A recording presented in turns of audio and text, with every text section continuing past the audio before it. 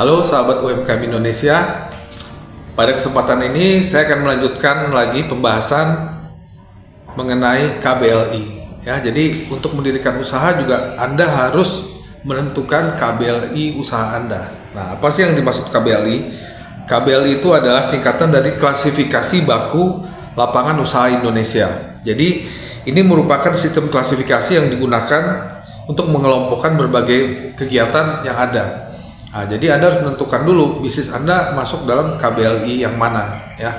Jadi KBLI ini sudah dibuat oleh BPS sebenarnya bersama-sama PBB. Jadi ada standar dunia untuk menentukan bidang-bidang usaha yang ada. Nah, jadi Anda tentukan dulu. Jadi kalau Anda sudah menentukan KBLI, baru Anda bisa melanjutkan untuk melakukan legalitas usaha Anda. Jadi sebagai contoh, kalau Anda tidak memiliki KBLI, ya Anda nggak akan bisa mengurus legalitas karena usaha Anda tidak terdaftar di secara negara dan juga tidak bisa didaftarkan juga, karena untuk mendaftarkan legalitas harus ada KBLI-nya. Nah, jadi fungsi KBLI itu apa sebenarnya? Ya, KBLI itu fungsi pertama adalah untuk mengidentifikasikan jenis usaha. Jadi dengan KBLI ini usaha Anda dapat diidentifikasikan sesuai dengan data statistik, ya. Kedua adalah administrasi perizinan. Nah, di administrasi perizinan ini kalau Anda mengurus perizinan di OSS, ya.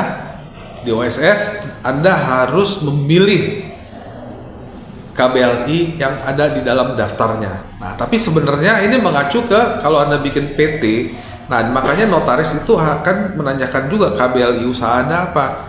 Dan ini ada link antara sistem Menhukam dengan OSS. Jadi apa yang sudah ada di dalam akte Menhukam itu akan muncul di OSS. Jadi itu harus sama, ya, harus muncul. Kalau Anda tiba-tiba memilih usaha lain yang nggak ada di OSS karena tidak mendaftarkannya pada saat mendirikan perusahaan, itu nggak bisa. Kalau Anda mau bikin, Anda harus melakukan RUPS dan merubah akte pendirian untuk menambahkan KBLI yang belum Anda tentukan sebelumnya. Jadi itu pentingnya administrasi perizinan. Nah, selain itu juga sebagai statistik dan alat perencanaan. Jadi tentu dengan adanya KBLI ini pemerintah dapat memiliki data statistik berapa klasifikasi mengenai usaha-usaha di Indonesia ini, sehingga perencanaan pembangunan kedepannya juga dapat diidentifikasi. Jadi dapat kelihatan di situ kan. Nah, kemudian juga adalah kepatuhan hukum. Jadi Anda dengan memiliki KBLI berarti Anda juga memiliki kepatuhan hukum, berarti karena perusahaan Anda pasti memiliki izin dan legalitas dari pemerintah. Ya, KBLI ini adalah kode unik yang terdiri dari 5 digit. 5 digit. Jadi 5 digit ini yang akan mengacu kepada usaha yang Anda miliki. Nah, cara mencarinya Anda bisa cari di internet ke daftar KBLI, atau kalau Anda nggak mau pusing, Anda bisa diskusikan dengan konsultan bisnis atau notaris pada saat mendirikan, yang untuk mereka akan mencarikan KBLI.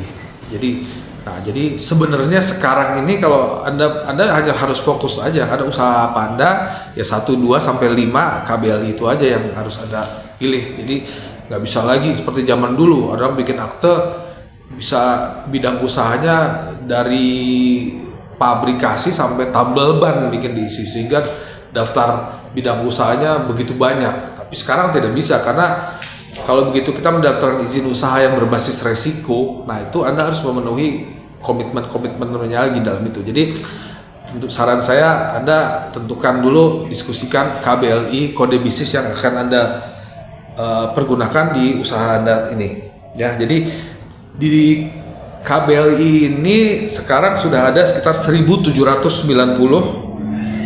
kode KBLI yang sudah didaftar di BPS. Nah, jadi dari daftar tersebut Anda bisa pilih mana usaha yang cocok dengan usaha Anda, ya. Jadi disitulah KBLI.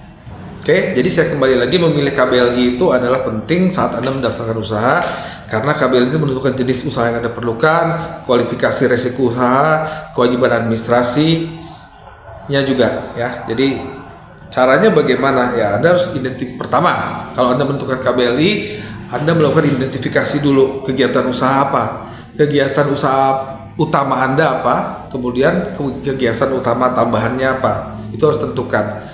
Jasa yang Anda lakukan apa dan jasa pendukungnya apa, itu harus dibicarakan juga.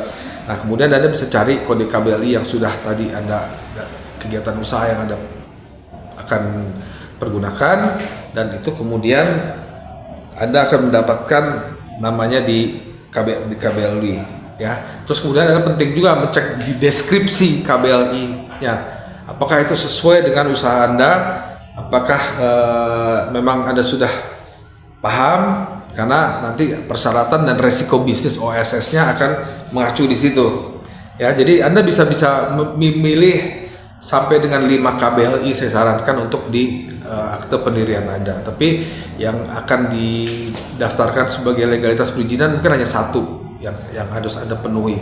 Setelah bisnis jalan, mungkin Anda bisa minta izin yang lain untuk mengupgrade kalau Anda mau ya.